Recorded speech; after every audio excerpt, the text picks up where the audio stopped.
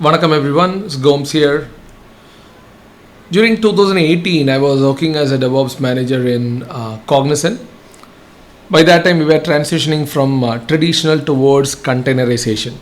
So we had different stakeholders, including development team, testing team, operations team, project managers. We were based out of Chennai, wherein development team was in Siriseri and testing team, operations team were in Ramanujam IT Park. So in this session, we are going to talk about how we transitioned from traditional technology towards containerization, along with the positive and negatives. So initially what we are doing is the developers were writing the code in Java. This is for a banking application, as I said, right? I mean, they had credit cards, they had personal loan, car loan, bike loan, and all these things they were having. For this, we were supporting the entire stuff on creating the application and maintaining the platform, engineering the platform, and all these things. So the developers used to develop their code in Java and place the code in GitHub.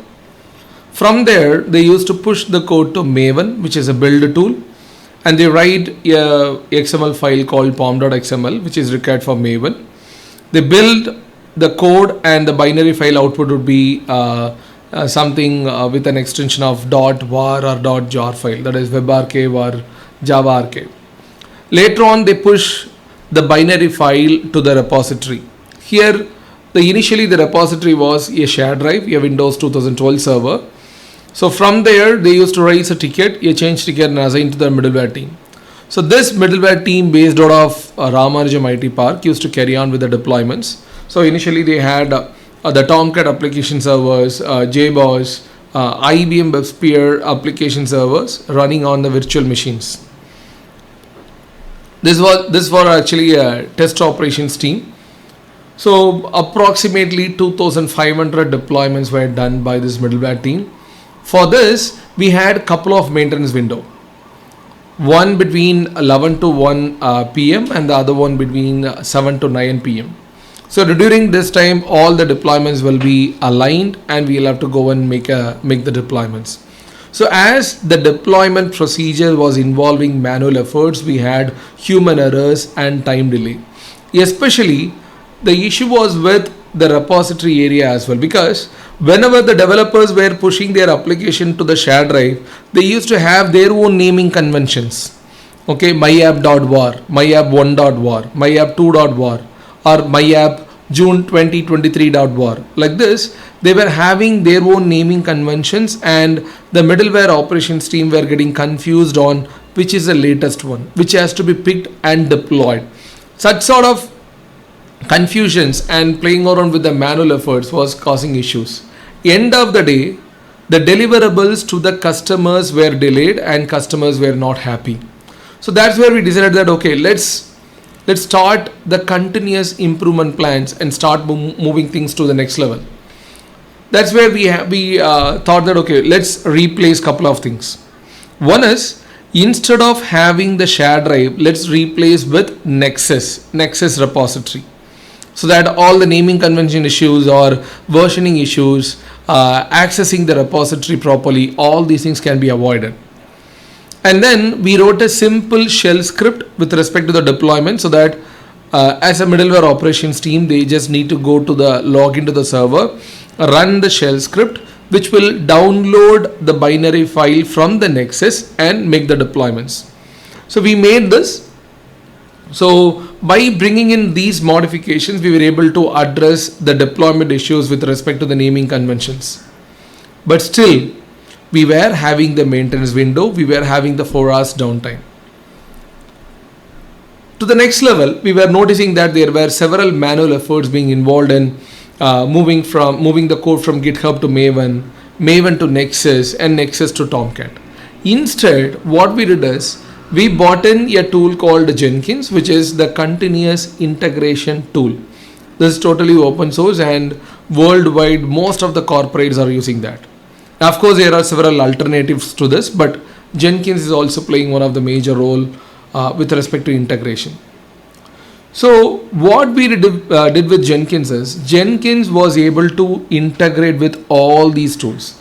So Jenkins will go and fetch the code from GitHub. It will push it to Maven. No need of any manual efforts. Rather, it will just push to Maven. Once the Maven has completed the build, it will just take the code and push it to Nexus repository. Once it is done, once the code is available in Nexus, now it will just pull that and use the shell script which is already available on the middleware machines and use that shell script to make the deployments on the Tomcat. Once the deployment is complete, it will just go and intimate that the deployment is complete. Success or failure, those status will be informed.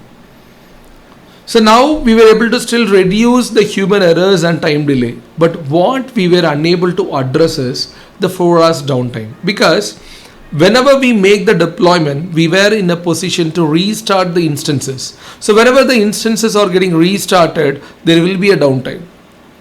And the customers were not ready to invest in another set of servers similar to what we had in Riverwoods. They had another data center in New Albany, but they said that as it is a test environment, we can't afford to have other servers.